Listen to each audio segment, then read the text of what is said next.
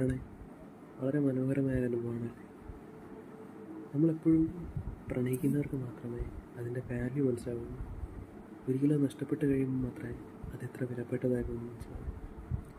ഒരു സമയത്ത് പ്രണയിക്കുമ്പോൾ നമ്മളൊരു ഒരു വിലയും കണക്കാക്കാത്ത വളരെ നിസ്സാരമായി കണ്ടുന്ന പല മൊമെൻറ്റ്സും പിന്നീട് ആലോചിക്കുമ്പോൾ നമ്മൾ വിചാരിക്കുന്നതിനപ്പുറം വാല്യൂകളുണ്ട്.